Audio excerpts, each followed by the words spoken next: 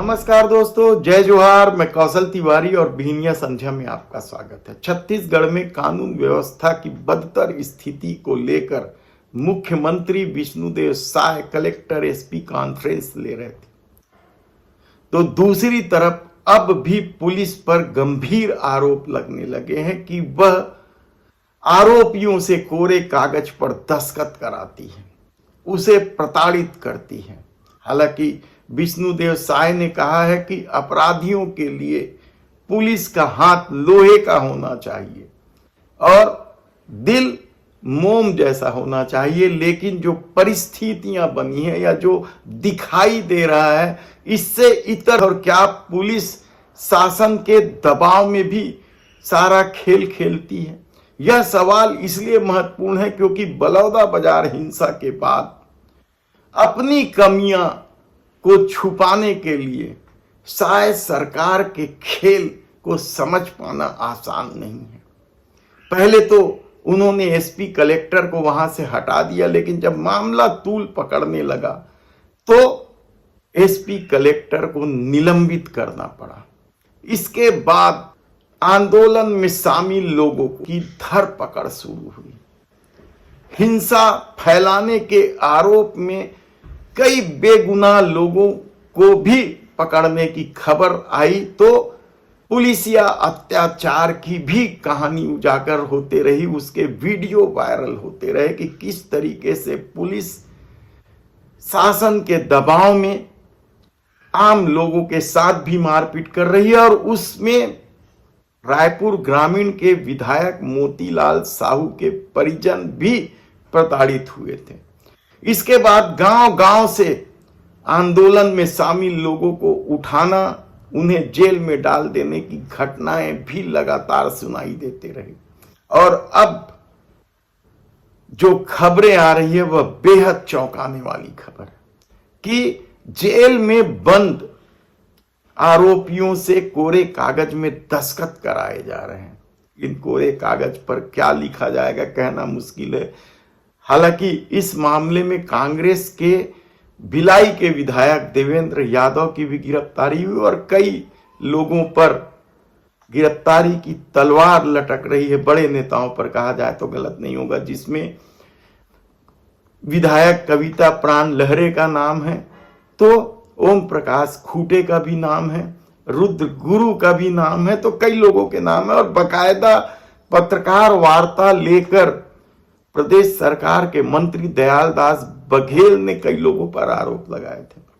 लेकिन ताजा मामला सामने तब आया जब कांग्रेस की जांच समिति जेल में, विभिन्न जेलों में बंद, रायपुर जेल में बंद है, बिलासपुर जेल में बंद है और दूसरे जेलों में बंद आरोपियों से मिलने पहुंच रही है। तब यह खुलासा हो रहा है कि पुलिस आरोपियों से कोरे कागज पर दस्तखत कराकर लेते जा रही है। और बकायदा इस बात का खुलासा पूर्व मंत्री शिव डहरिया ने किया है।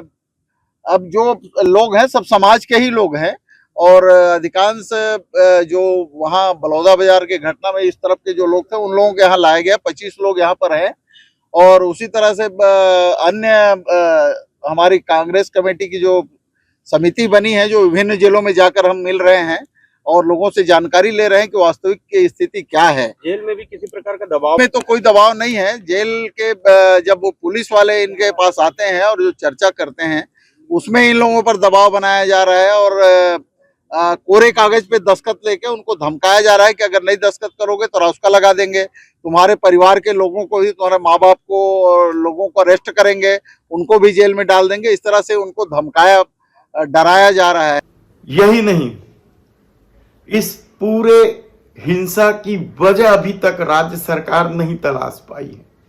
कौन लोग शामिल थे इसे लेकर भी राज्य सरकार का भी अलग अलग मत है। कोई कभी वह कांग्रेस का नाम लेती तो कभी भीम आर्मी का नाम लेती, लेकिन पहली बार इस हिंसा की घटना को लेकर सतनाम सेना को जिम्मेदार ठहराया गया। और यह बात जेल में आरोपियों से मिलने के बाद, बिलासपुर जेल में आरोपियों से मिलने के बाद किसी और ने नहीं, कांग्रेस के धाकड़ और दिग्गज माने जाने वाले नेता धनेंद्र साहू ने कहा है।